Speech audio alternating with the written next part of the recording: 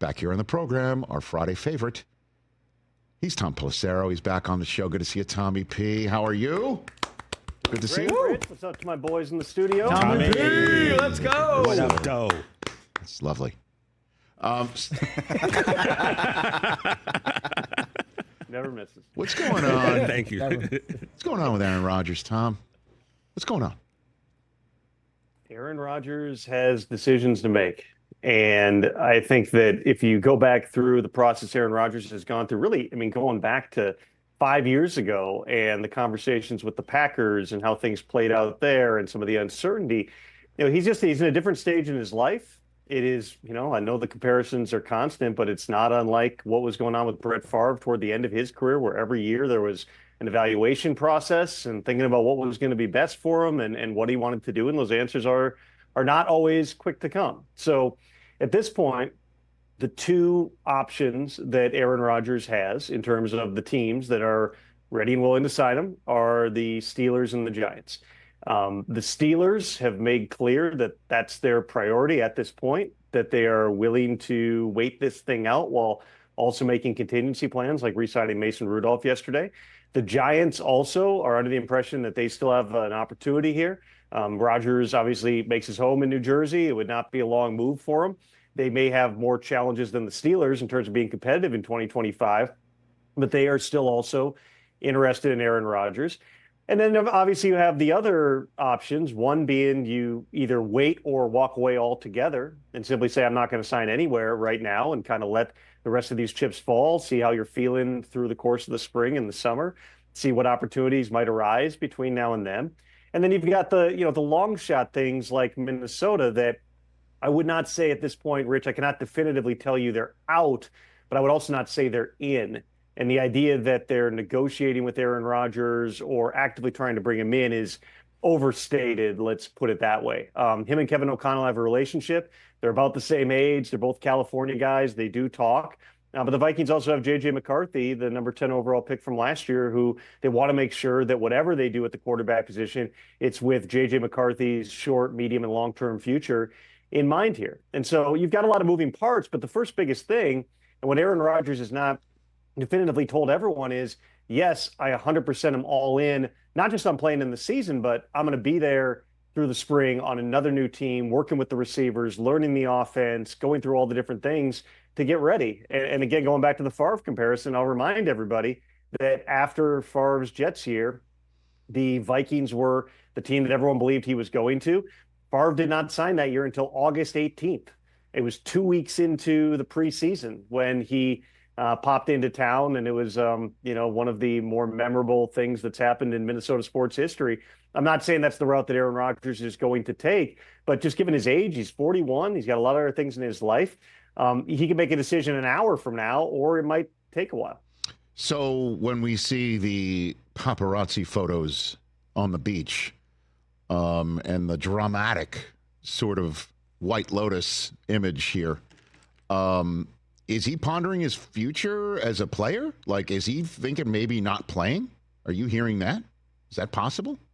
I wouldn't say it's a binary decision. It's about the places that you're going to be. I mean, remember, Aaron Rodgers, going back to the start of last year when he was coming off the Achilles, he was talking about being a Jet for 2 or 3 more years. He was talking about, staying in one place. And then for a variety of reasons, including the fact that he did not play well for a good chunk of the season, the Jets moved on without him. They signed Justin Fields, and now he's got to figure out a new part to this plan. I think that in Aaron Rodgers' mind, and only he ultimately knows what's going on in there, but he foresaw a beautiful ending coming back from the Achilles. And, he tried to come back at the end of 2023 if somehow they had made the playoffs. He was thinking 2024 he was going to come back and reestablish himself, and they were going to have a good 2-3 year run with a young core in New York.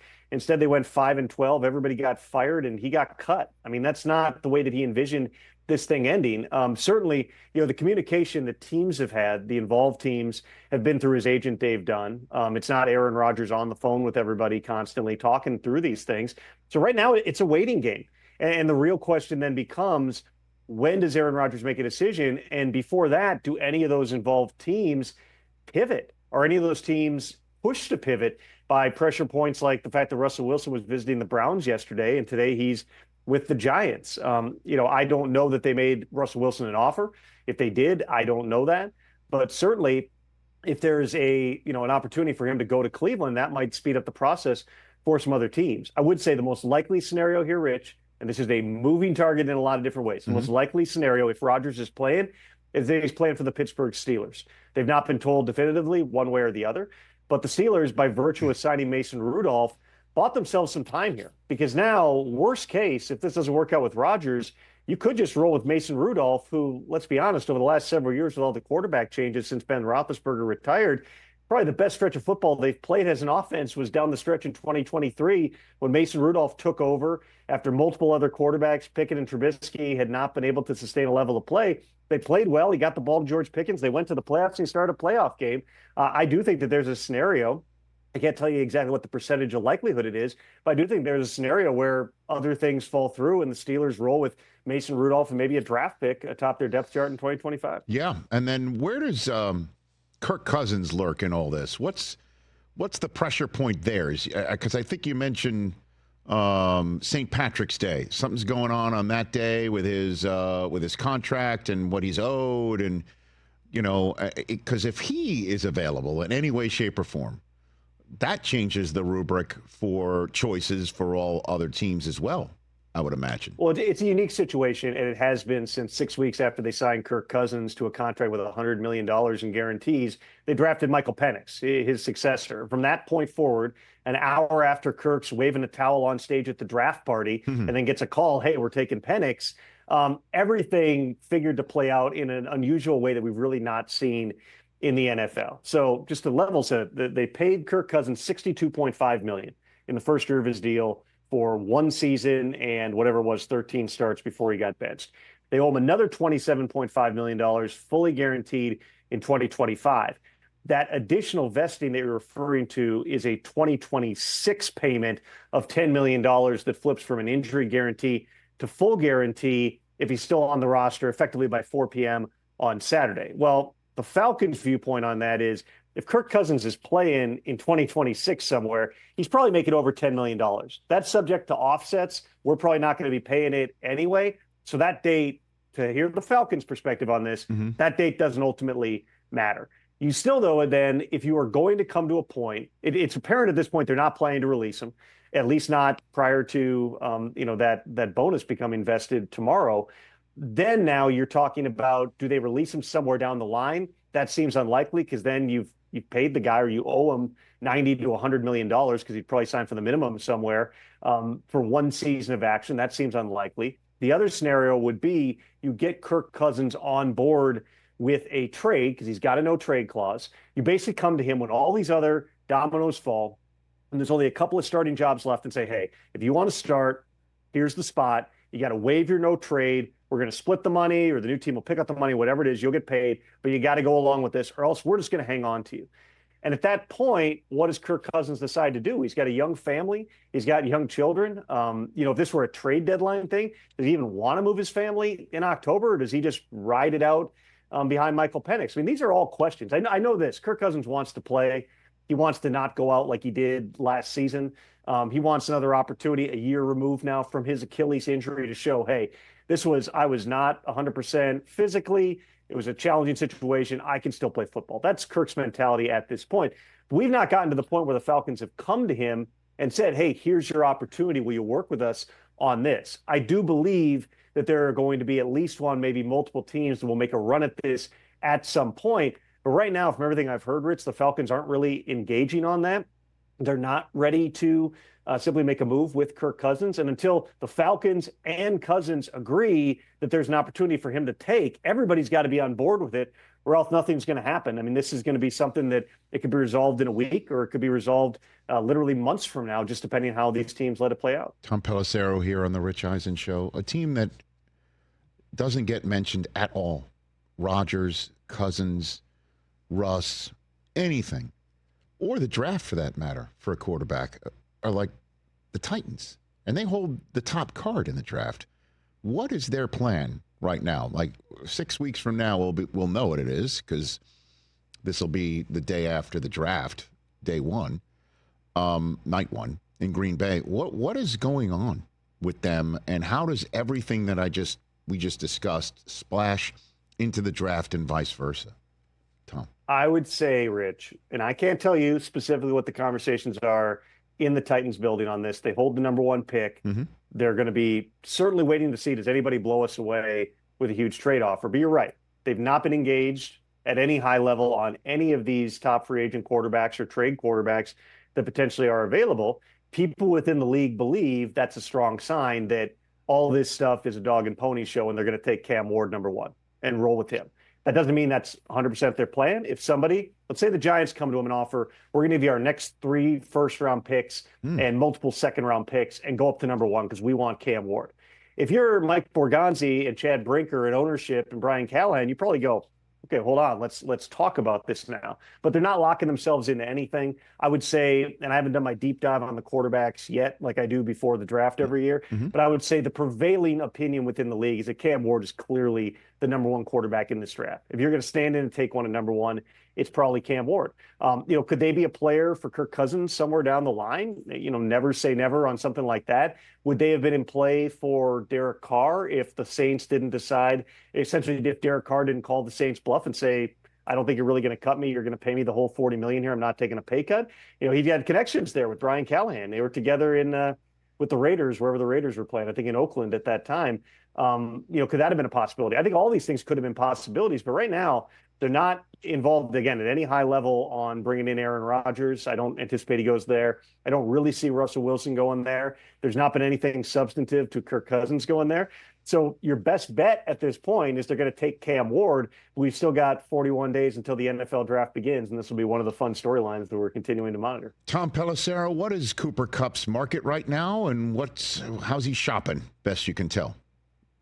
There are about a dozen teams that I was told had checked in on Cooper Kupp over the past, really a month plus since it became apparent that he and the Rams were going separate ways. The challenging part for the Rams trading him was he had $20 million that he was due, and trading a guy who's 31 years old, has been hurt 3 years in a row, making $20 million, and you got to give up a draft pick. That was going to be a challenge.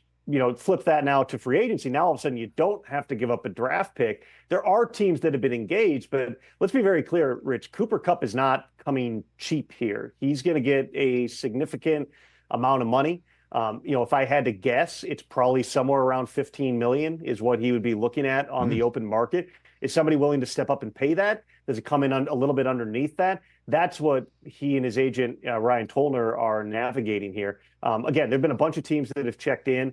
I know that there have been people who have speculated about the Cowboys. I am not under the impression that the Cowboys are a realistic fit for Cooper Kupp. Certainly the Seahawks, back in his hometown. He grew up in Yakima, Washington, went to Eastern Washington. They're a team that would make a ton of sense from a lot of different perspectives. There have been other teams like the Saints that have been involved on this as well. I do think this is going to come to a head sooner than later. But if Cooper Kupp doesn't have his number, the amount of money that he's willing to play for, then he can string this out as long as he wants to. There's no rush because there's not another Cooper Kupp on the market right now. There's really not a lot of receivers. You do have a bunch of guys who are older in their career right now, like Keenan Allen is out there, Amari Cooper is out there, Brandon Cooks is sitting out there. So you do have some of those guys, but they're all kind of in the same bucket where they're probably 1 year and 10 to 15 million. That's probably what you're paying those guys. Everybody's got different needs. Those guys fit in different spots in a receiver group. But Cooper Kupp is pretty unique because when he's been healthy, and he's been beat up for 3 straight years, but when he's healthy, when he's on the field, you still can see flashes of this guy's one of the most unique receivers in the NFL. So what is the Cowboys' plan, Tom? And I'm not saying that as a troll. I swear to God, at all. Rico Dowdle runs for 1,000 yards last year. He walks to Carolina, and then they take Miles Sanders, who's got more tread on Javonte Williams, right? And Javonte Williams, right?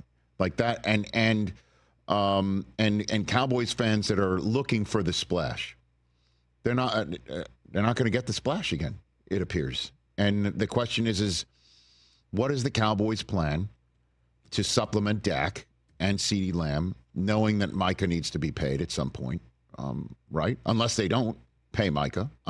What is their plan on all of that, Tom?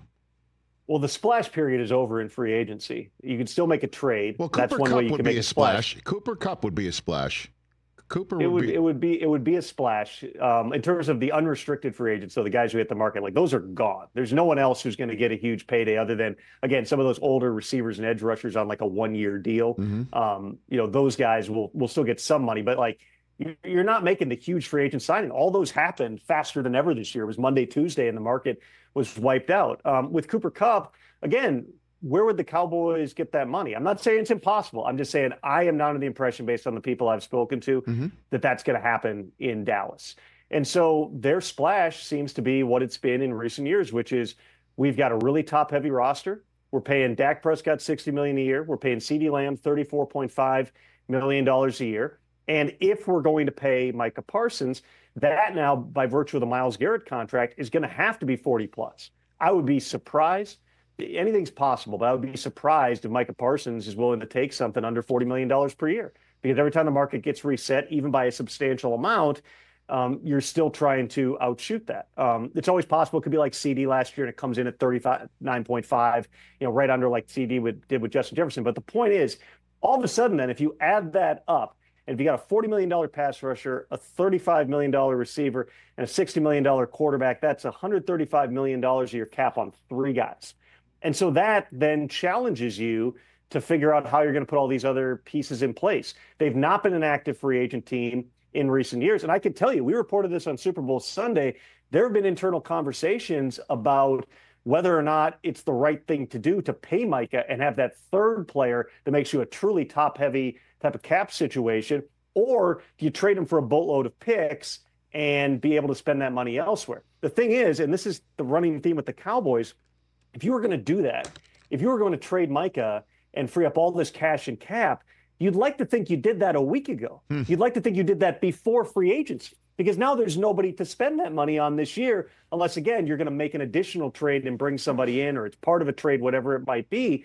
The Cowboys' plan, in essence, seems to be we're doubling down on Dak and CD, and to the extent that Mike is going to be there, Micah Parsons are the leaders. They're the ones who are going to make the plays, and we're going to be able to get guys on a little bit of a discount to come to Dallas because they want to be Cowboys and supplement, and then we're going to draft. I mean, they have drafted well over the last however many years it's been since they stopped trading away, first-round picks for players. They've drafted pretty well, and a lot of those guys played. Like 6 or 7 rookies started games for them last season. You're going to be relying on those guys. You're probably going to be starting rookies again this year. So, it's hard because, and I understand this too, if you're a Cowboys fan, you're looking at the Eagles, who on Super Bowl Sunday absolutely dismantled the 2-time defending champion Chiefs. And you looked at their roster, even though they've had some attrition since with guys like Milton Williams moving on, that's a hell of a roster. And you're watching the Washington Commanders, who are going, we got to catch up with the Eagles. We got to make trades. They traded for Lattimore last year. They traded for Debo. They traded for Tunsil.